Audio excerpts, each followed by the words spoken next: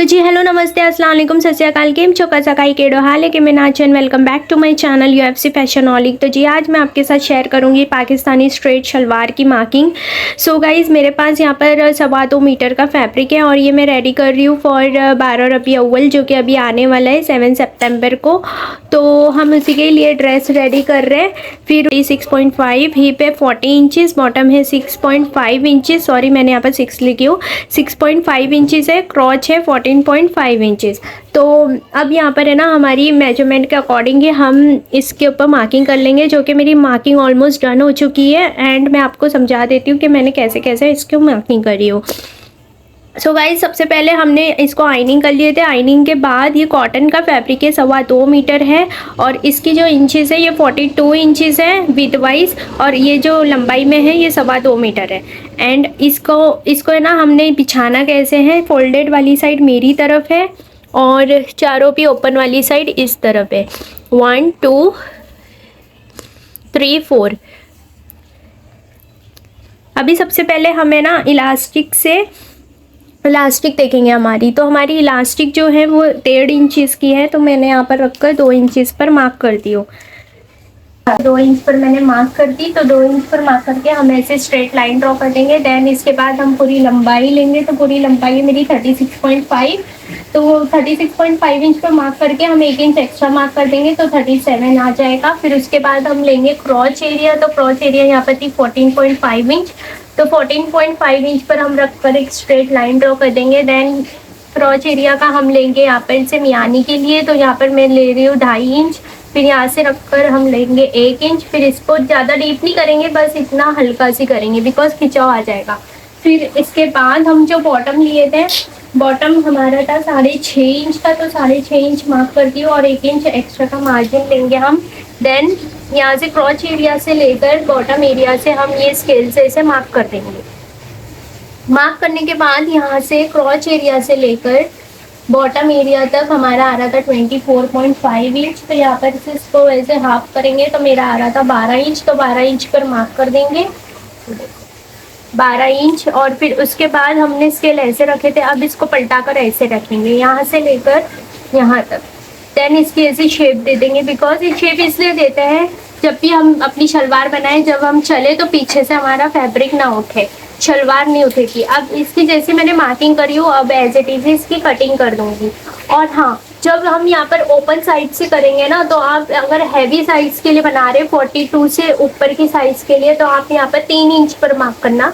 मैं यहाँ पर मीडियम साइज के लिए बना रही हूँ इसलिए 4.5 इंच पर मार्क कर रही हूँ। 4.5 से 5 इंच भी ले सकते हो। तो अब मैं इसकी एज इट इज ही कटिंग करूँगी, फिर स्टिचिंग करूँगी।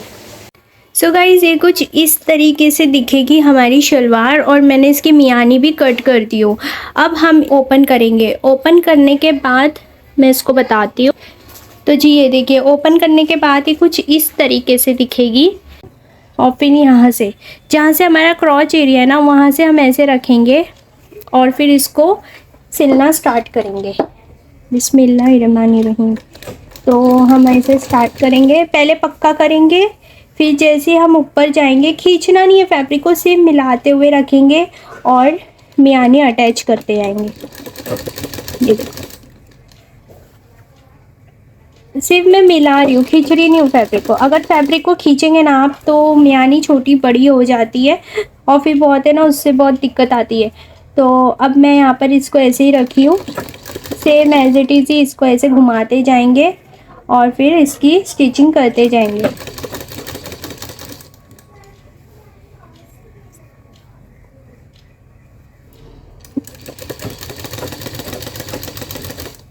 ये मैंने ऐसे घुमाई और फिर इसको यहाँ पर लाके पक्का कर देंगे। तो जी ये देखिए, मेरी दोनों भी मियानी एक ही शलवार में मैंने अटैच कर दी हूँ। अब हम क्या करेंगे, इसका है ना सेकंड पार्ट लेंगे। सो गाइज मैंने जो अभी ये स्टार्टिंग की सिलाई है, दोनों भी सीधी तरफ हम अंदर की तरफ रखेंगे। दोनों भी ये देखो, ये जो मियानी की सीधी तरफ है ना, ये अंदर की तरफ है और ये फैब्रिक का भी अंदर की तरफ रखेंगे। और जब हम दूसरे पल्ले की सिलाई करेंगे ना, तो हम ऊपर से करेंगे ताकि हम नीचे जाए ना तो हमारा फैब्रिक छोटा बड़ा ना हो। तो अब हम और है ना थोड़ा सी मार्जिन छोड़कर करेंगे ताकि अगर ये जो थ्रेड वगैरह निकल रहे हैं ना, तो फिर हम इसकी एंटरलॉक करवा सके। तो ये चीज़ें भी आपको ध्यान में रखनी है और फिर खींचेंगे नहीं फैब्रिक को। एंड अभी इसकी सिलाई हम ऐसे लगाते जाएंगे।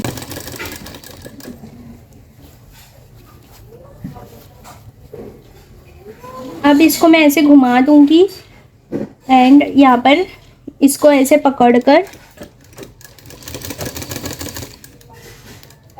जैसे जैसे हमारी गोलाई आ रही है ना, तो वैसे वैसे ही हमें ना इसको मियानी पर अटैच करते जाएंगे। ये देखो,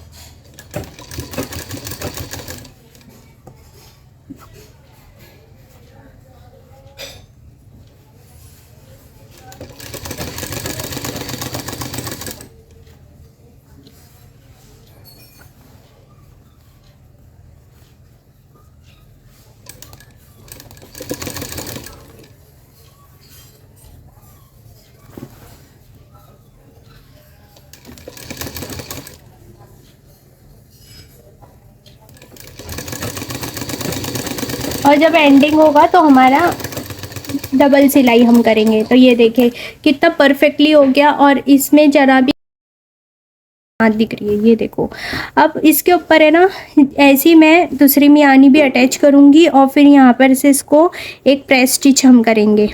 स्ट्रिप मैंने रखी हूँ 2 इंच की और इसका अलग से फैब्रिक पर हमने पेस्टिंग कर दी है और इसके ऊपर है ना मैंने 1/2 इंच की स्टिचिंग लगा दी।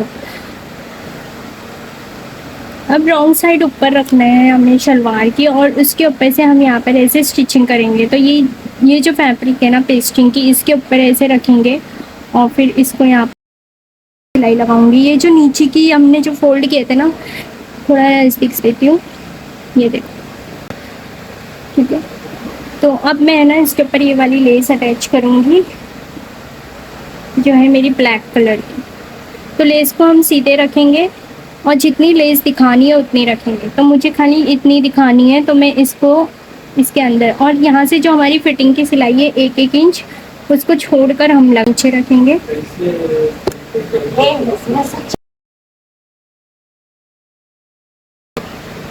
तो ये लगने के बाद कुछ इस तरीके